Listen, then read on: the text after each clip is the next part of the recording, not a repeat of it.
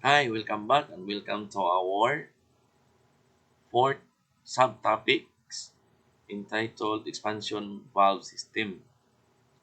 Ini atong expansion valve systems usa sa ka-part sa atong air conditioning system that allows the flow of refrigerant to the evaporator and restrict, okay,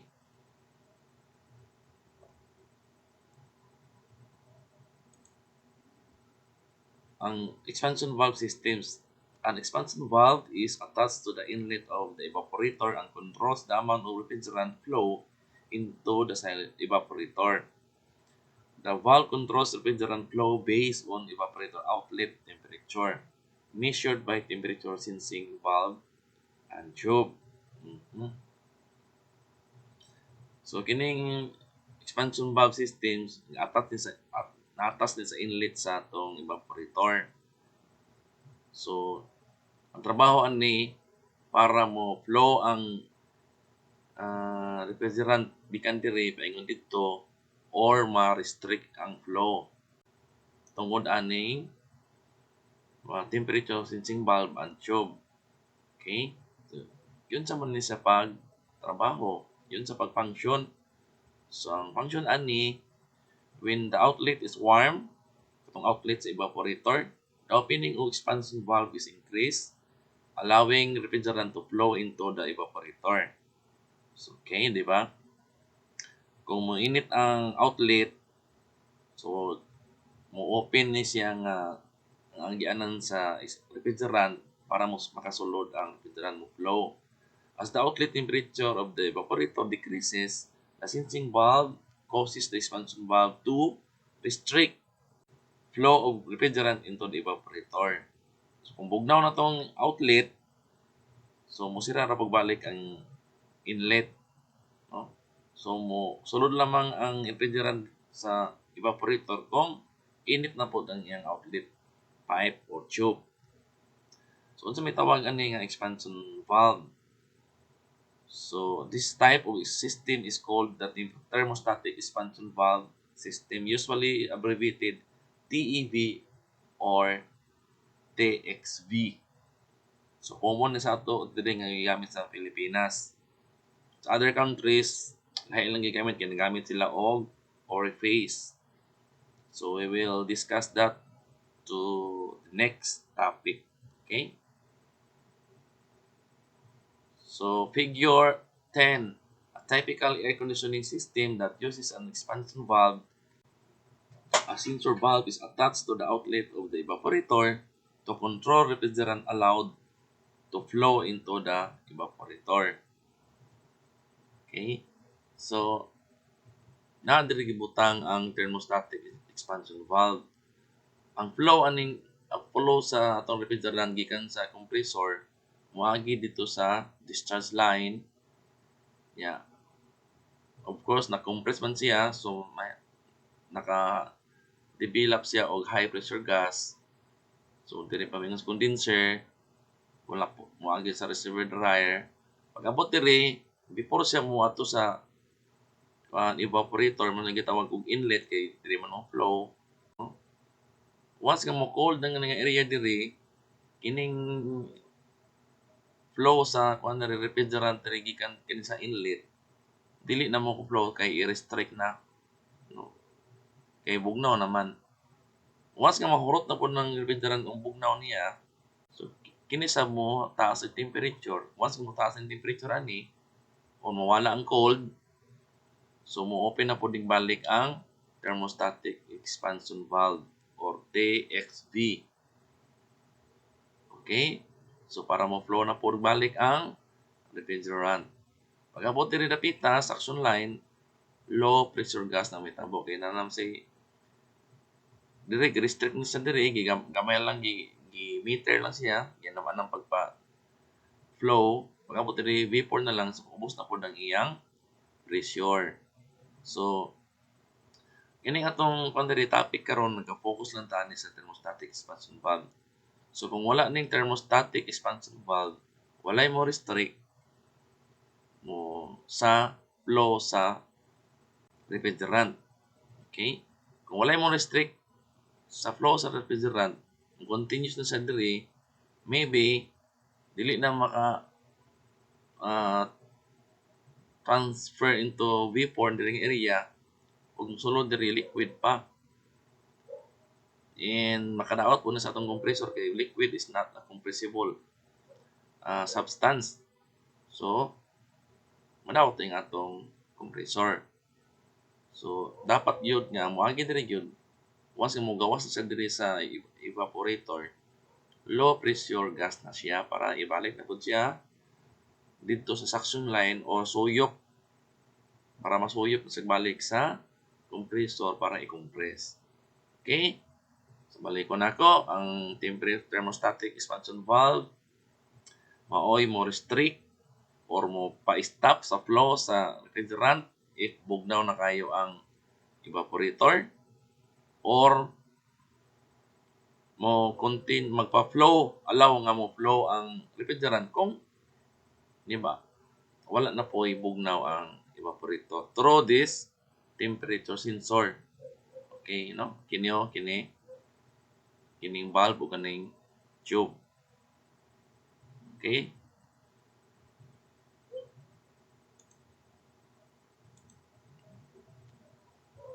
So before we close this topic, let us watch the video of how this thermostatic expansion valve work to allow the flow of the current, to allow the flow of the refrigerant inside the evaporator.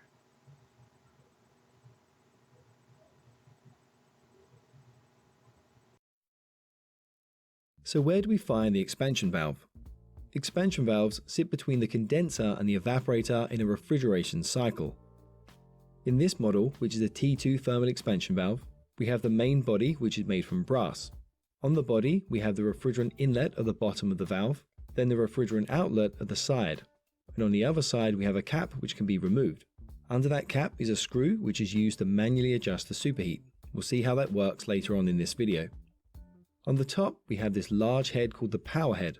There's also a coil of very thin tubing known as the capillary tube, and there is a large bulb at the end of it known as the sensing bulb. These are all made from stainless steel.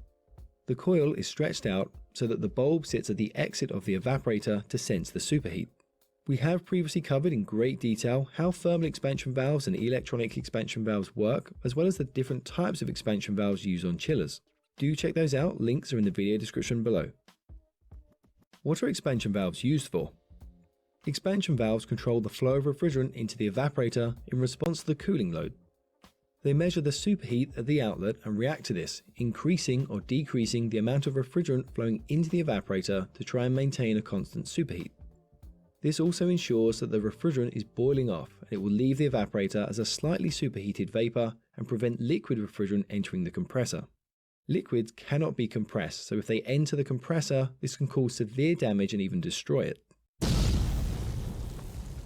The bulb is filled with a refrigerant which is kept completely separate to the refrigerant in the rest of the system.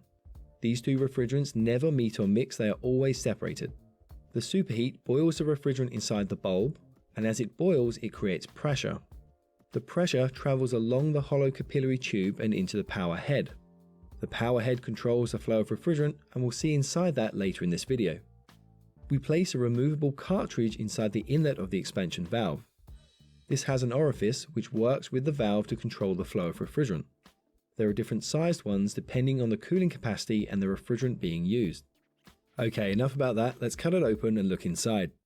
I'll just put the valve into a bench vise to keep it steady while I cut it open.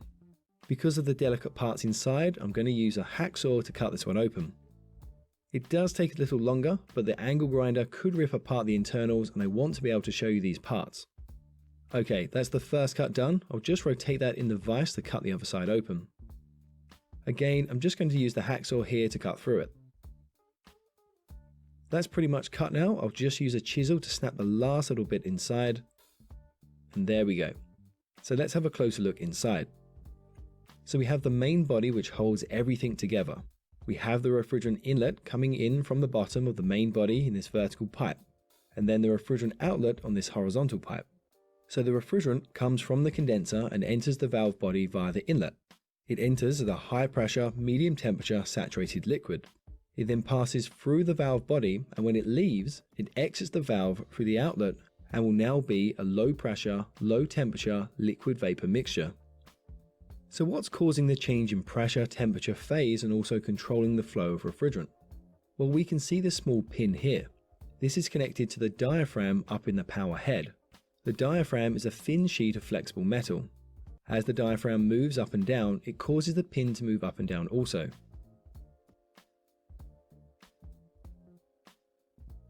Underneath the diaphragm, we have a spring which is pushing up against the diaphragm.